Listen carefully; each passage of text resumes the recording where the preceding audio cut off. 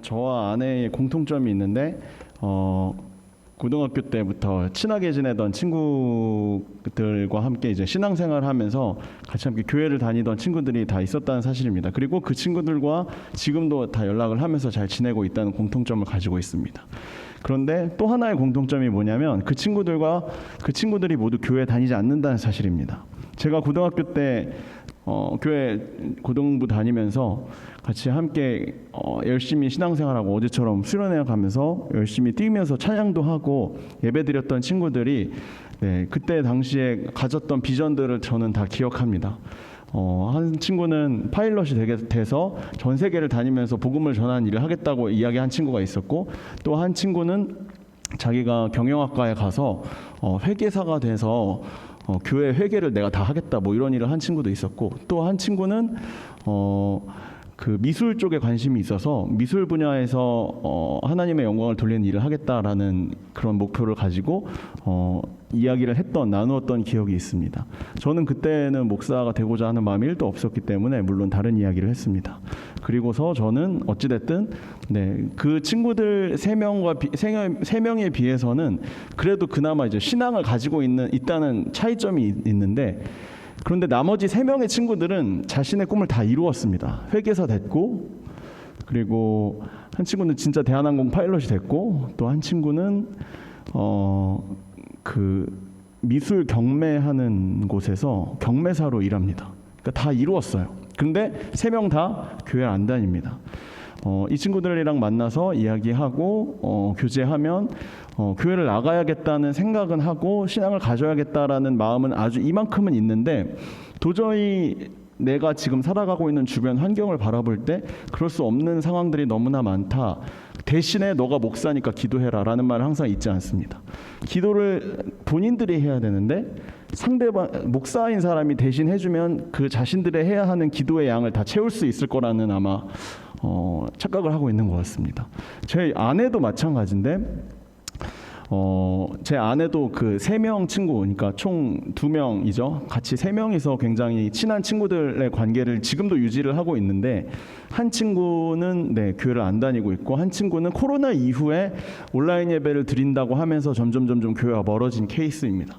그래서 저희 아내가 그 친구들 만날 때마다 진짜 울면서 진짜 제발 좀 교회 나가면 안 되냐 이렇게 이야기를 하는데, 그 친구 중에 한 명은 이렇게 점을 보러 다니면서 한번 다른 종교도 어떤지 한번 탐색을 하고 있다 뭐 이런 이야기를 한 적도 있습니다. 그런데 어찌됐든 공통점은 저는 아내와 항상 이야기하면서 이런 얘기를 합니다. 이 친구들이 지금은 교회를 다니지 않고 지금은 신앙을 가지고 있지 않지만 언젠가는 하나님께 그들이 돌아올 것이다. 왜냐하면 제가 있고 아내가 있기 때문이다. 그 친구들을 향해서 다시금 신앙을 가질 수 있도록, 하나님을 다시 만날 수 있도록, 하나님께 예배드리는 날이 오도록 우리가 기도하고 있고, 우리가 그들을 향한 관심을 끄지 않는다는 것이 하나님이 그들을 향한 관심을 끄지 않는 것의 가장 큰 증거다라고 이렇게 이야기를 합니다. 저는 지금도 확신합니다. 지금 제 3명의 친구들 각자의 자리에서 바쁘게 하나님을 잠시 잃어버린 채 망각한 채 살아가고 있는 이 친구들이 언젠가 하나님께 다시 돌아올 것을 저는 확신합니다. 그리고 제 아내도 그렇게 확신합니다.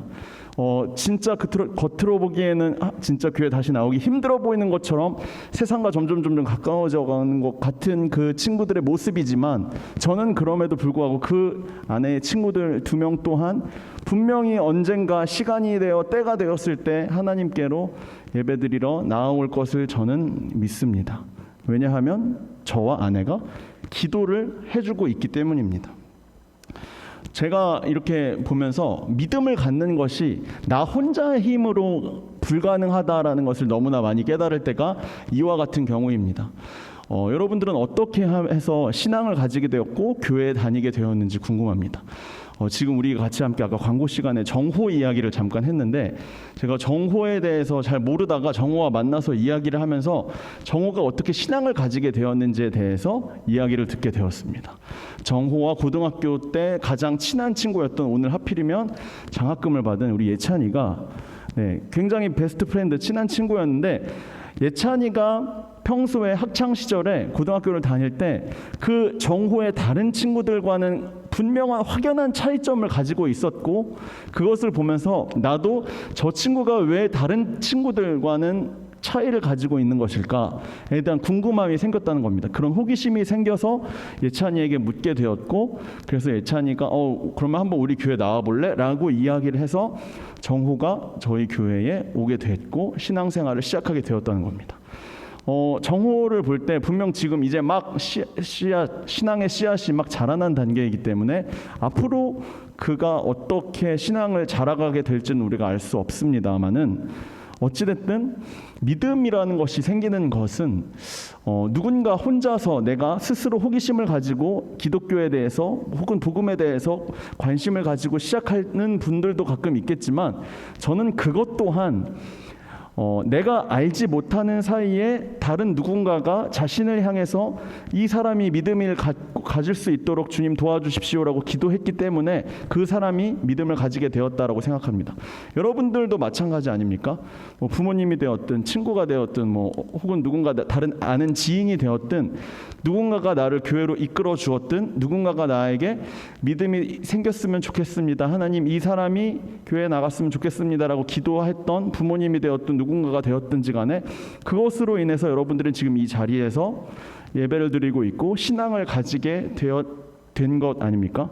그렇기 때문에 그 하나님이 이 사람을 선택해서 이 자리에 불러 모아놓고 예배를 드릴 수 있게, 신앙을 가질 수 있게 해준 것은 정말 나 스스로의 힘으로는 절대로 불가능하다라는 것을 저는 지금 이런 이야기들을 통해서 새삼 느끼면서 정말 바라고 원하는 것은, 저와 고등학교 때 친하게 지냈던 그 3명의 친구들, 그리고 제 아내의 그 2명의 친구들이 다시금 교회에 나올 수 있는 그런 믿음이 생겨났으면 좋겠다 하는 것이 저의 가장 큰 바람입니다.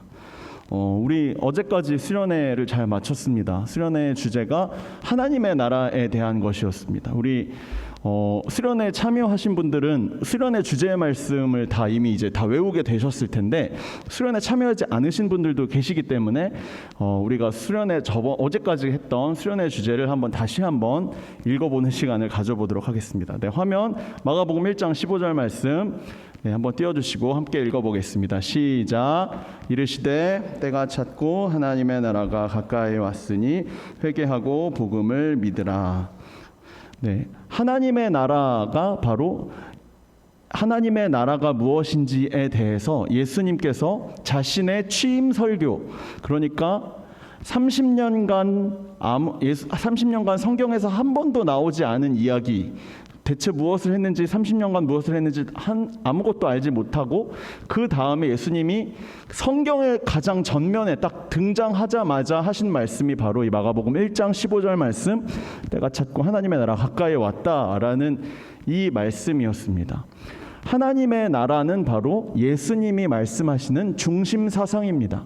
우리가 예수님을 알고 예수님을 믿는 신앙을 가지고 있다면 가장 중요한 것이 바로 하나님의 나라, 예수님이 그토록 계속해서 마태마가 누가 요한복음을 통해 계속해서 반복해서 외치셨던 하나님의 나라는 이와 같다, 하나님의 나라는 이와 같다라고 반복했던 그것이 바로 하나님의 나라라는 이야기입니다. 그렇기 때문에 우리는 예수님을 믿는 이상 하나님의 나라에 대해서는 전문가가 되어야 마땅합니다. 그런데 예수님의 중심 사상이 무엇입니까? 라고 물으면 우리가 잘 대답하지 못하는 경우가 있습니다. 예수님의 중심 사상은 하나님의 나라입니다. 수련회 기간 2박 3일 내내 이 하나님의 나라에 대해서 우리가 잘 배울 수 있었습니다. 오늘 우리가 같이 함께 읽은 이 마가복음 2장 말씀은 예수님이 마가복음 1장 15절에서 자신의 이제 본격적인 공생의 사역을 시작하겠다고 하고 나서 그 다음에 예수님이 계속해서 반복해서 하고 계시는 치유 사건 중에 하나입니다. 1장 16절부터 1장 끝절까지 계속 치유가 나왔고, 또 2장부터 또 새로운 치유의 이야기들이 나오고 있는 겁니다. 마가복음 2장에 나오는 이 치유 사건에 대해서 제가 한번 설명을 해드리겠습니다. 옛날에 그 예수님이 살던 그 시대에 중풍병이라는 무시무시한 병을 가지고 있던 어떤 한 친구가 있었습니다. 그런데 그 친구에게는 하필이면 저와 마찬가지로 4명의 친구들이 있었습니다. 4명의 친구들이 함께 그 중풍병에 걸린 친구를 향해서 계속해서 기도를 해주고 있습니다. 열심히 기도를 해주는데 어느 날 그 자신들이 살고 있던 동네에 병을 치유할 수 있다고 하는, 진짜 치유해 줄 수 있다고 하는 예수님이 그 동네에 오고 있다는 소문이 들린 겁니다. 그런데 이 중풍병에 걸린 친구는 지금 병이 너무 심각한 상태이기 때문에 그냥 계속 알아눕고 있습니다. 어떻게 하면 예수님을 이 친구에게 소개해 줄 수 있을까, 만나게 해줄 수 있을까 고민을 하다가 결국에 이 4명의 친구들이 각자 침상에다가 이 중풍병 걸린 친구들을 눕히고 나서 침상 한 짝씩 이렇게 들고 그 예수님이 계신다는 그곳에 찾아가게 된 겁니다. 예수님이 계시다는 곳에 찾아갔는데 그곳에는 이미 예수님의 이야기를 듣기 위해 수많은 사람들이 몰려들어 있었습니다. 어떻게 하면 이 수많은 인파들을 이 집의 이 구조상 들어갈 수 없는 이 상황에서 어떻게 하면 이 침상을 들고 있는 상태로 예수님을 만나게 해줄 수 있을까? 그래서 이 친구의 병을 고쳐줄 수 있을까 고민하다가 결국에 이 4명의 친구들이 고안해낸 방법이 2층에 올라가서 그 집에 지붕을 뚫고 예수님이 계신 곳으로 그 자신들이 지금 들고 있는 이 침상을 들어내리는 방법을 선택을 한 겁니다. 자기 집도 아니고 남의 집인데 그 집이 누구 건지도 모르는데 거기 가서 지금 내가 급한 거는 이 사람의 집을 고쳐주고 보상해주는 게 급한 게 아니라 지금 중풍병에 걸려서 언제 죽을지 모르는 이 친구를 지금 당장 고쳐내고 살려내는 것이 지금 가장 급선무였기 때문에 그 자리에서 바로 2층으로 올라가서 그 예수님이 계신 곳을 딱 확인하고 그 지붕을 뚫어서 예수님이 계신 곳으로 그 침상을 달아내린 것입니다. 그 달아내리자마자 예수님께서 하늘 위에서 무언가 설교를 하고 계시던 그 와중에 하늘 위에서 무언가가 내려오기 시작하자 예수님이 이 사람이 중풍병자 무언가 병에 걸린 사람이구나 라는 것을 깨달으시고 나서는 예수님께서 그 자리에서 바로 너의 죄를 사하노라 라고 말씀하시고 그리고 나서 그 말씀을 하시자마자 그 중풍병자 친구가 바로 자리에 일어나서 그 병이 모두 깨끗하게 나을 수 있게 되었다는 것입니다. 그곳에서 예수님을 만났습니다. 예수님을 만났기 때문에 그 중풍병에 걸린 친구는 그 병이 고침을 받을 수 있게 되었습니다. 그 병이 고침을 받은 그 장소가 작은 하나님의 나라가 되었습니다. 네, 왜 그곳이 작은 하나님의 나라가 되었을까요? 그 이유는 그곳에 하나님의 나라의 왕이 있었기 때문입니다. 하나님의 나라의 왕 누구십니까? 예수님이죠. 예수님이 그 자리에 있었기 때문에 예수님이 계신 그 장소는 하나님의 나라입니다. 하나님의 나라는 아픔도 상함도 해함도 없는 나라라고 적혀 있습니다. 그렇기 때문에 그 자리에 중풍병에 걸린 사람이 내려온 순간 예수님이 무언가 한마디를 하신 순간 그 자리에서 병 걸려 있던 상함이 있던 해함이 있던 그 중풍병자가 바로 그 자리에서 바로 고침을 받을 수 있게 되었던 것입니다. 그 자리에서 병고침을 받았던 그 사람이 문을 박차고 내려가자 그 자리에서 함께 그 자리에서 예수님의 이야기를 듣고 있던 그 많은 사람들이 그 자리에서 갑자기 자리에서 일어나서 박수를 치며 하나님께 영광을 돌렸다. 다른 쉬운 성경의 표현을 따르면 찬양을 드렸다라고 나와 있습니다.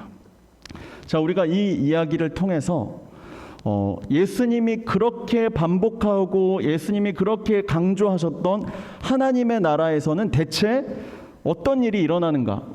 이 땅 가운데 살아가는 우리가 하나님의 나라에 살아가는 것은 아니지만 왜 하나님의 나라에서는 이런 일이 일어나고 하나님 나라의 백성에게는 어떤 일이 일어나는지에 대해서 오늘 같이 함께 살펴보고자 합니다.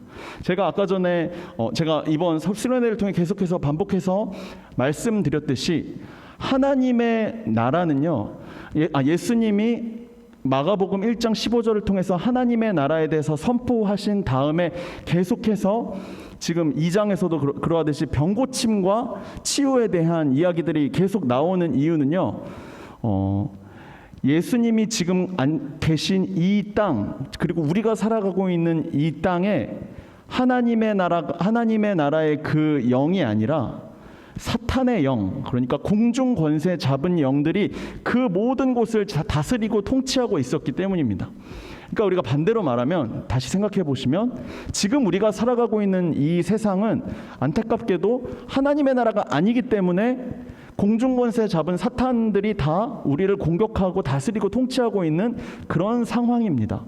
그렇기 때문에 우리에게 하나님 나라의 맨 처음에 원형이었던 그 온전하고 완전한 그 모습들이 다 깨어지고 상하고 해함고 상처를 받을 수밖에 없다는 겁니다. 그 중에 하나가 우리 몸에 나타나는 질병과 그리고 아픔입니다. 내 몸에 질병과 아픔이 있다는 것은 내가 지금 살아가고 있는 이곳이 하나님의 나라가 아니라 이 땅의 나라라는 증거이기도 합니다. 왜 그렇습니까? 계속해서 사탄이 우리를 향해 공격을 해오고 있고, 그리고 우리가 살아가고 있는 이 세상이 사탄이 지배를 하고 있기 때문에, 그렇기 때문에 우리 몸에 그와 같은 일들이 일어난다는 것입니다. 예수님이 치유 사역을 계속해서 병고침에 대한 일들을 계속하신 이유가 이 사탄이 행한 모든 일들을 깨부수기 위함이었다라고 제가 수련회 때 계속 말씀을 드렸습니다. 그렇기 때문에 예수님이 지금 치유와 회복을 계속 반복하셔야만 하는 이유는 이 땅 가운데 있는 악한 권세들이 지금 이 자리에서 당장 물리쳐야 하는 그런 긴박성이 있었기 때문입니다.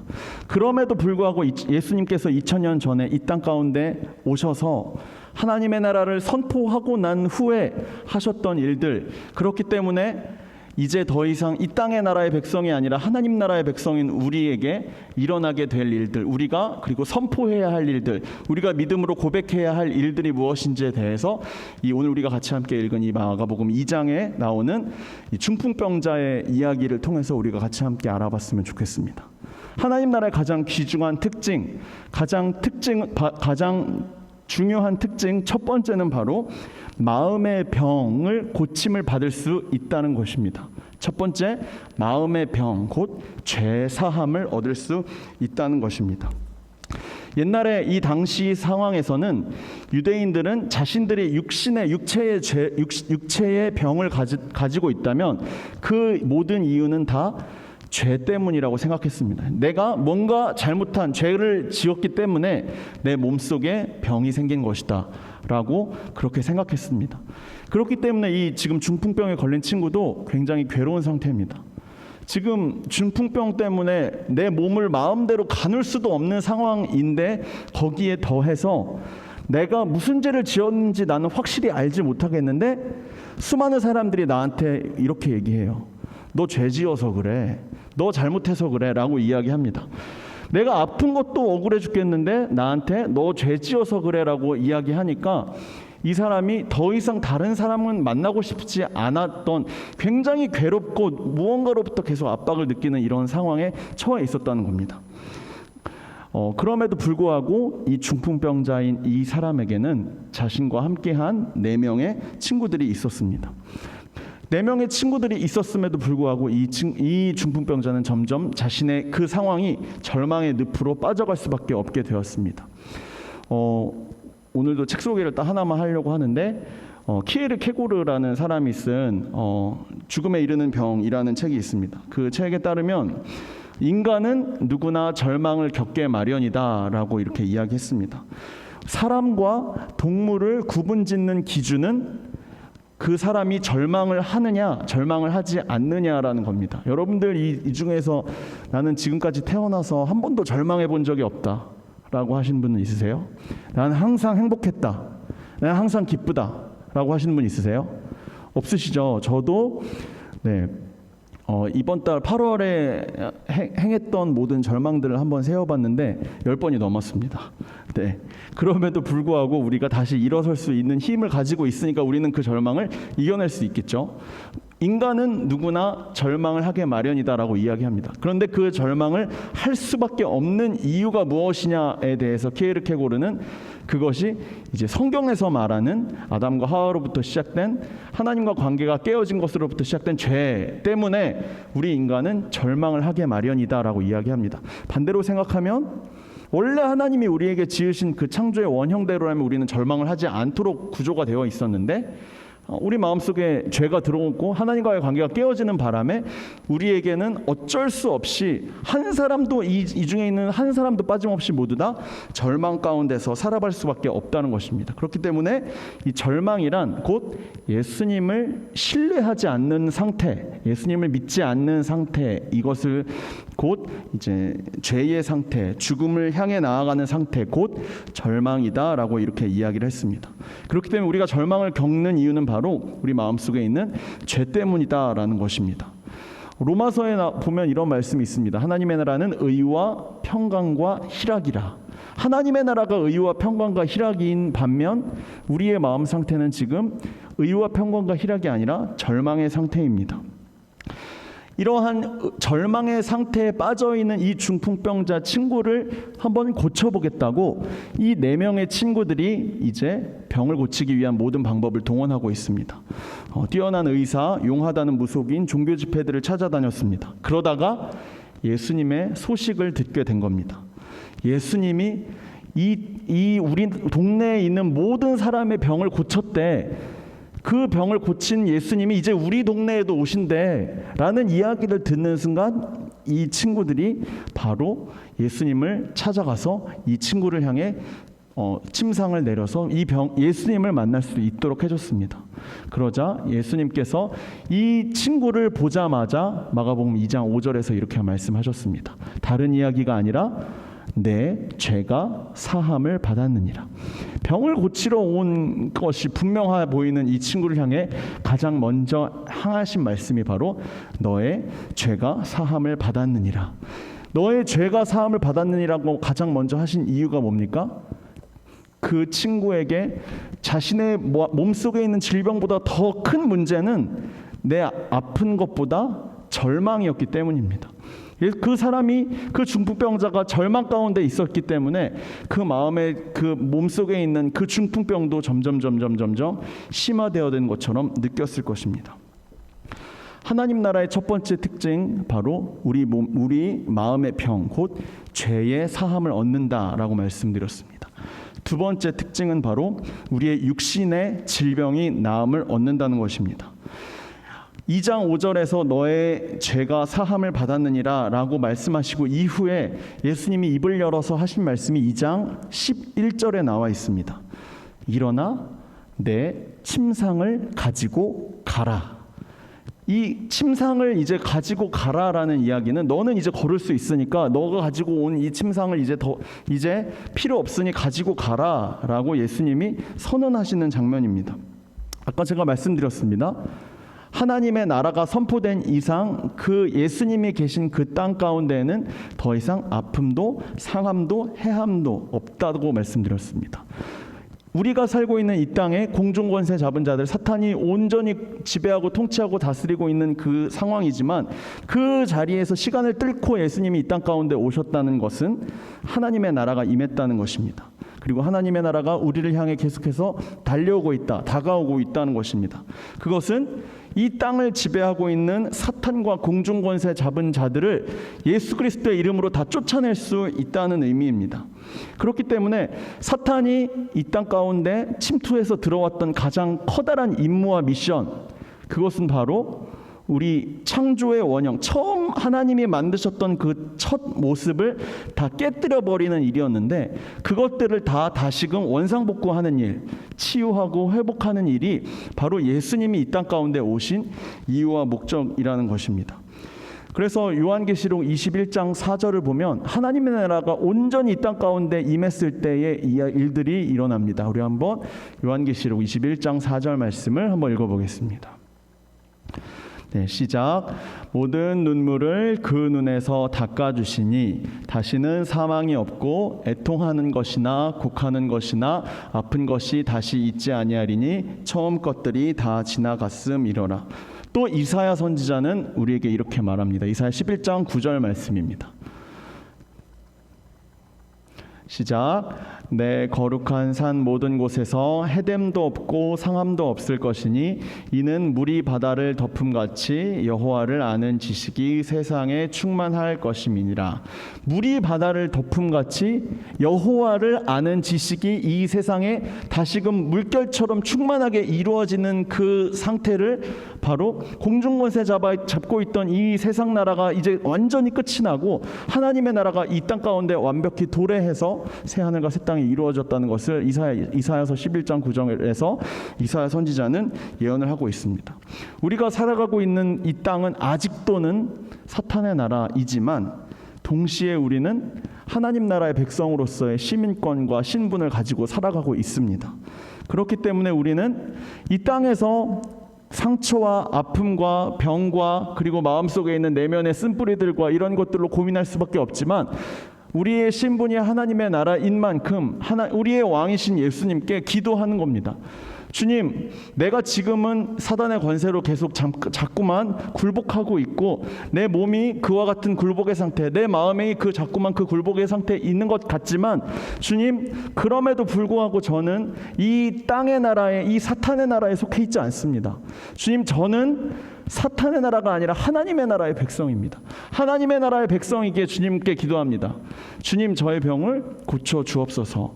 우리가 하나님께 내 신분이 바뀌어졌음을 선포하고 기도하면, 그리고 내가 더 이상 거절이 아니라 하나님이 말씀하신 그 나의 새로운 신분, 의인, 옳은 사람이라고 우리가 고백하면 하나님께서는 우리의 바뀌어진 신분만큼 우리의 기도를 응답해 주십니다.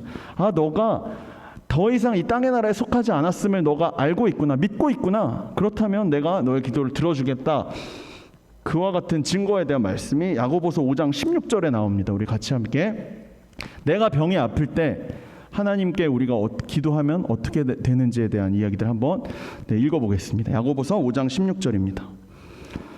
없군요. 제가 드리지 않았습니다. 제가 야고보서 5장 16절 말씀을 읽어드리겠습니다. 한번 잘 들어보십시오. 그러므로 너희 죄를 서로 고백하며 병이 낫기를 위하여 서로 기도하라. 의인의 간구는 역사함이 크미니라. 자, 이 육신의 질병을 가지고 있는 사람들을 향해서 너희들이 의인이라면, 너희들이 하나님으로부터 의롭다 하심을 얻은 사람들이라면 우리가 기도했을 때 그 의인의 기도는 역사하는 힘이 크다고 이야기합니다. 그 기도가 응답될 수 있다는 것입니다. 우리의 육신의 질병을 치료해 주실 수 있는 분은 바로 하나님 나라의 왕이신 예수님임을 우리가 기억해야 한다고 성경은 이야기하고 있습니다. 셋째로 하나님 나라에서 일어나게 되는 셋째는 주님을 향한 찬양 소리가 이 땅 가운데 우리 가운데 넘쳐난다는 것입니다. 예수님께서 이 중풍병자를 향해서 이제 너의 상을 가지고 일어나 가라 라고 말씀하시자마자 그 자리에 앉아서 예수님의 이야기를 듣고 있던 그 수많은 사람들 앞을 그 중풍병자가 벌떡 일어나서 당당히 그 앞을 지나가서 걸어서 문 밖으로 나갔습니다. 그 장면을 보고 있던 그 사람이 문 밖으로 나가는 장면을 본 그 사람들의 마음과 생각은 어떠했을까? 아마 잠시 동안 침묵 가운데 벙찌는 일이 있지 않았을까 저는 생각합니다. 그리고 나서 아마 그 앉아있던, 예수님 이야기를 듣기 위해 앉아있던 그 사람들이 자리에서 일어나서 박수를 치면서 찬양을 하지 않았을까 저는 생각합니다. 제 생각이 아니라 성경에 그렇게 나와 있습니다. 하나님께 영광을 돌리니라. 쉬운 성경으로는 하나님께 영광의 찬송을 드렸다라고 적혀 있습니다. 그 사람들이 그 자리에서 예수님의 설교를 듣기 위해 앉아 있었던 사람들이 그 자리에서 내가 지금 보고 있는 지금 이 일이 어떤 일인 거지? 황당해하고 당황해하다가 너무 기쁘고 감격을 해서 찬양을 하고 있다는 것입니다. 우리가 그 자리에 예수님의 이야기를 듣기 위해 앉아 있었던 사람들의 표정과 태도를 한번 상상해 보겠습니다. 예수님 말꼬투리 하나 잡아서 저 사람한테 시비를 꼭 걸어보겠다 하면서 팔짱을 끼고 예수님의 입만 바라보고 있었던 서기관과 바리새인들이 그 자리에 앉아 있었습니다. 그리고 능력이 많으신 예수님이 이제 나한테 와서 나한테 무언가 돈이나 재물이나 콩고물이라도 무언가 떨어뜨려 줄 수도 있지 않을까 하면서 작은 기대감을 가지고 예수님의 이야기를 듣기 위해 앉아있는 사람도 있었을 것입니다. 이 세상에서 가장 위대한 학식을 가진 사상가의 강연이라고 소문을 듣고 그 예수님의 이야기를 듣기 위해 찾아온 사람도 있었습니다. 아니면 정말 순수한 믿음을 가지고 주님이 내 몸에, 내 마음에 구원을 허락해 주시겠지 하는 그런 작은 믿음을 가지고 그 자리에 예수님을 만나기 위해 온 사람도 있었을 것입니다. 여러분은 지금 이 자리에 어떤 마음과 어떤 생각으로 앉아 계십니까? 그 사람들의 마음과 의도와 생각들이 어떠했든 전혀 상관없이 예수님이 그 자리에서 설교를 하고 있었던, 그래서 중풍병자를 고치고 있었던 그 자리, 그 장소는 마치 옛날 구약 시대의 불기둥과 구름기둥으로 가득했던 그 구약의 지성소와 같은 하나님의 놀라운 영광과 하나님의 임재가 가득해지기 시작했습니다. 그리고 그곳 가운데에서 인간의 몸에 있는 그 육신의 질병이 치유되는 구원과 회복의 역사가 일어나기 시작했습니다. 그렇기 때문에 그 자리가 마치 하나님의 나라, 내가 한 번도 가본 적도 없고 눈에 본 적도 없고 만진 적도 없지만 예수님이 그렇게 그 사람들을 향해서 선포하셨던, 설교하셨던, 반복하셨던 바로 그 하나님의 나라가 바로 이러한 모습이겠구나라는 것을 그 자리에 있는 모든 사람들이 깨달을 수 있었습니다. 그렇기 때문에 그와 같은 하나님의 나라에 대한 그 감격 때문에 그 사람들이 그렇게 기쁘게 박수를 치며 하나님께 영광을 돌리며 찬양할 수가 있었던 것입니다. 말씀을 정리해 보겠습니다. 예수님께서는 그 중풍병자, 친구들 4명이 같이 달아내렸던 그 중풍병자를 그 자리에서 바로 치유하셨습니다. 그 중풍병자는 첫 번째, 죄 용서함을 받았습니다. 두 번째, 그들의 육신이 온전히 치유가 되었습니다. 그래서 그 자리에 함께 있던 사람들이 하나님께 영광을 돌리며 찬양을 드렸습니다. 그리고 하나님의 나라를 아주 간접적으로나마 그 자리에서 맛보아 알 수가 있었습니다. 안타깝게도 예수님은 지금 이 자리에 계시지 않습니다. 그렇지만 우리는 하나님 나라의 그냥 모형이라고 불리울 수 있는 교회, 지금 이 자리에 앉아 있습니다. 그리고 예수 그리스도의 영이신 성령님께서 우리와 함께 계심을 우리가 믿습니다. 그렇기 때문에 우리는 지금 내가 사는 곳이 정말 시궁창 같고 하나님 나라와 전혀 멀어 보이는 곳 같아 보이지만, 그럼에도 불구하고 하나님의 나라를 아주 간접적으로나마 교회에서, 내가 살고 있는 삶의 자리에서 대부분의 분들, 제가 바라는 것은 마음속에서 하나님의 나라를 경험하며 살아갈 수 있었습니다. 저는 그런데 이 말씀에서 치유를 받고 죄사함을 받았던 이 중풍병자 이 친구보다 더 제 마음에 갔던 그런 사람들이 있었습니다. 중풍병자는 그 문제가 모두 실제로 치유가 되고 해결이 되었지만, 그보다 더 마음이 갔던 사람들은 바로 4명의 사람들이었습니다. 4명의 친구들. 중풍병자를 한번 우리가 상상해 보겠습니다. 아까 제가 말씀드렸던 것처럼 몸이 아픈 사람들의 이유는 마음이 죄가 있었기 때문이다라고 말씀드렸습니다. 그러니까 온 사람들의 아마 손가락질을 받았을 것입니다. 그런데 그런 마음과 몸이 점점 황폐해져 가고 있는 이 친구들을 향해서, 이 중풍병자 친구를 향해서 그냥 놓아두지 않고 그 친구에게 매일 찾아가서 그 친구를 향해서 매일 기도해주고, 그리고 그 친구를 어떻게 하면 이 병을 고쳐줄 수 있을까? 온갖 동네, 온갖 무속인, 온갖 종교 집회, 온갖 병원, 온갖 약국 다 찾아다니면서 아마 이 친구의 병을 어떻게 하면 고칠 수 있을지에 대해서 아마 노력했을 것입니다. 그러다가 우리 동네에 진짜 병을 치유할 수 있는 예수님이 오신다는 소문을 듣고, 그리고 나서 이 친구들이 계획했던 것은 바로 지붕을 뜯어내리면서까지 이 친구를 고쳐보겠다라고 하는 그런 마음이 있습니다. 여러분, 우리에게도 동일한 마음이 있습니다. 우리의 뒤에는 예수님이 계신다. 우리는 예수님을 믿고 있다.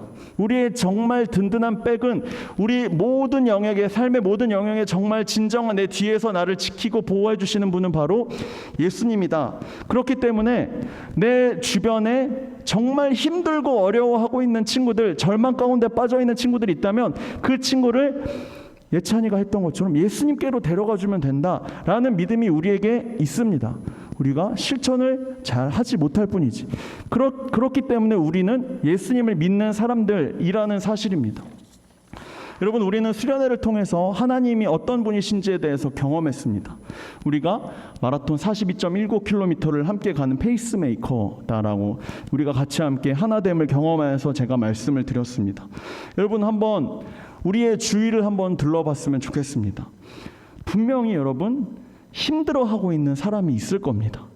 내 주변에 교회 맨 뒷자리에 앉아서 저 사람이 지금 어떤 고개를 들고 있는지, 고개를 숙이고 있는지, 그리고 앞에 가서 보시면 이 사람이 지금 어떤 표정을 짓고 있는지, 마음속에 어떤 어려움이 있는지 한번 좀 잘 살펴보시기 바랍니다. 분명히 우리 가운데에도, 여러분 가운데에도 육신이든 마음이든 무엇이든 마음속에 어려워하고 힘들어하고 있는 지체가 있을 것입니다. 여러분들 그들을 찾아가서 우리가 기도해주고 무엇이 잘못되었는지, 무엇이 문제인지 내가 먼저 물어보는 것입니다.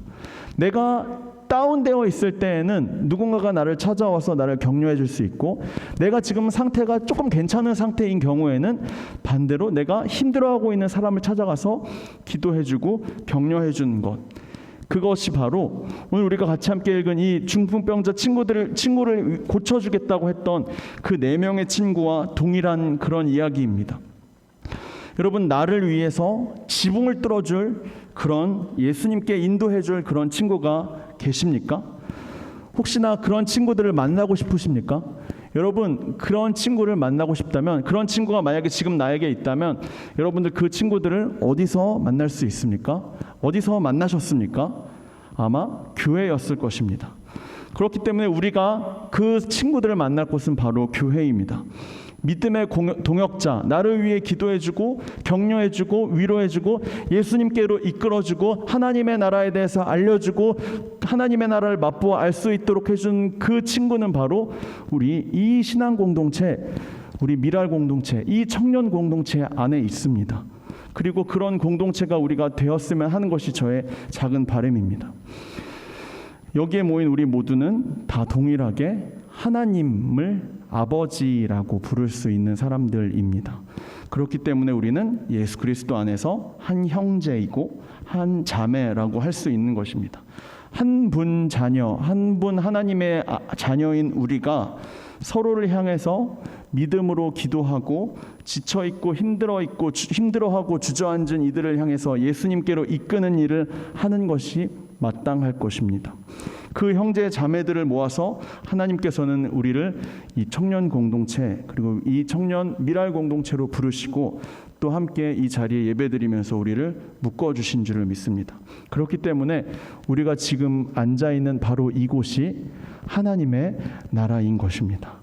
우리가 이 시간 같이 함께 찬양을 불렀으면 좋겠는데요, 이 찬양 가사 맨 앞부분을 보면 너무 놀라운 가사가 나옵니다. 네, 그래서 이 찬양을 같이 함께 부를 때 우리가 오늘 같이 함께 들은 이 말씀을 우리가 기억하면서 하나님께서 우리에게 주신 이 공동체의 의미가 무엇인가, 하나님께서 우리에게 왜 지금 내가 이 자리에 앉아서 예배를 드리도록 말씀하시는가, 위대하신 하나님께서 우리를 향해 허락하시는 그 놀라운 축복들을 우리가